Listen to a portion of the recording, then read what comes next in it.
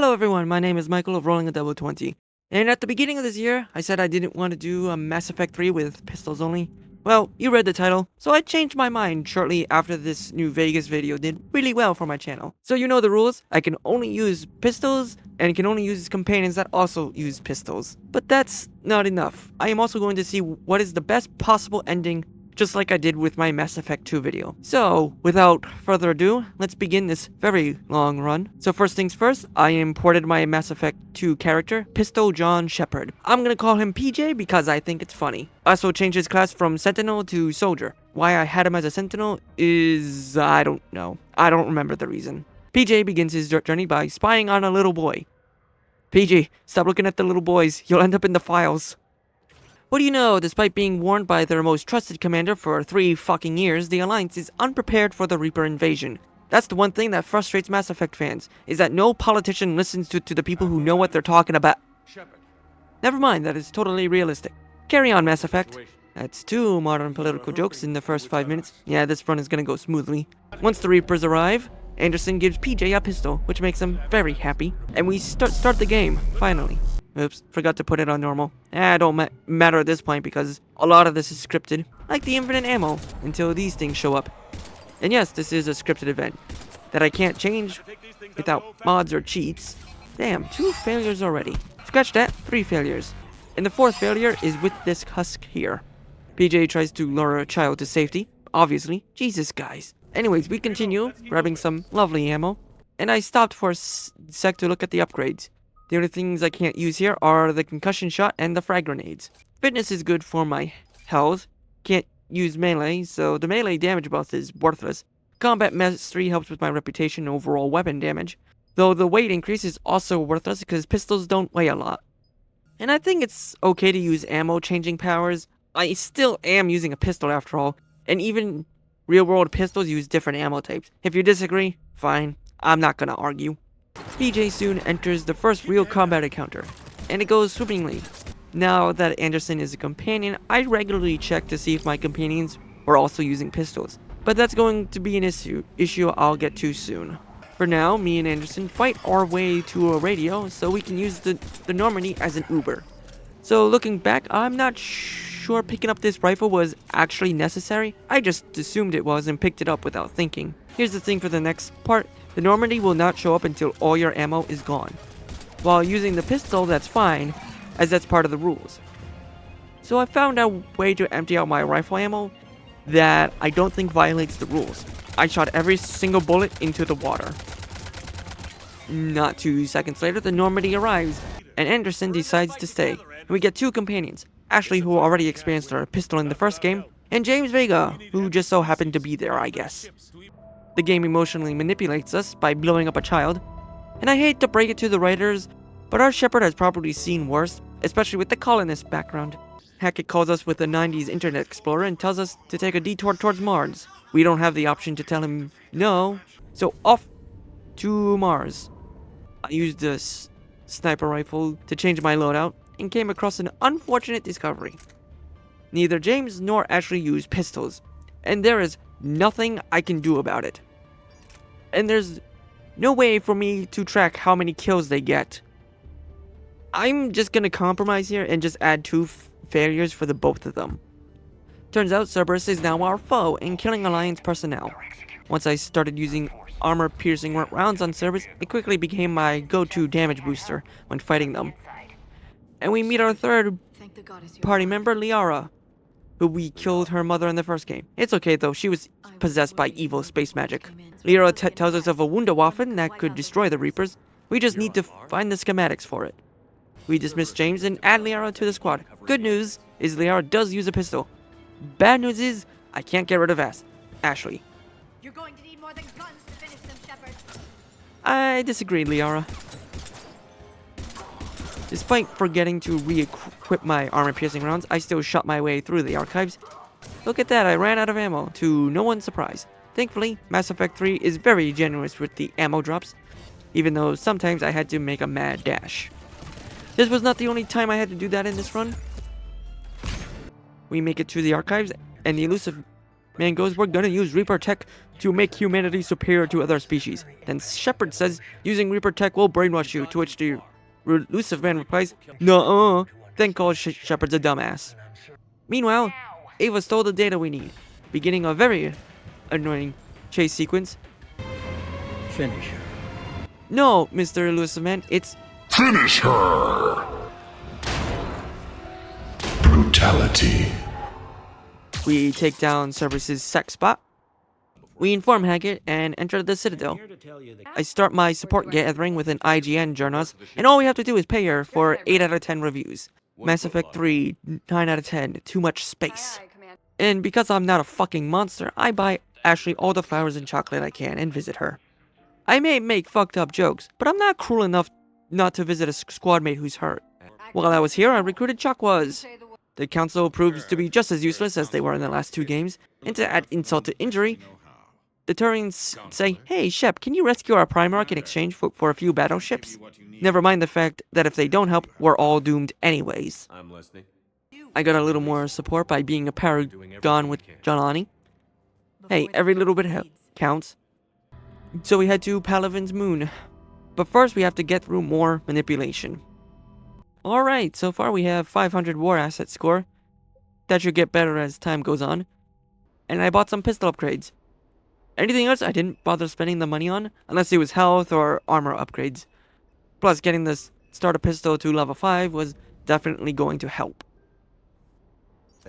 As for Vega's fighting dance, so long as I didn't hit any renegade QTEs, I think it's fine.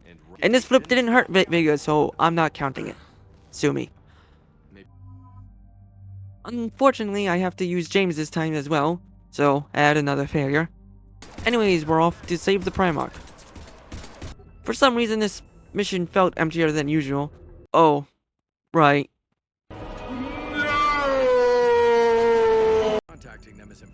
In other sad news, the Primarch we need is dead, and we don't know who's next in line.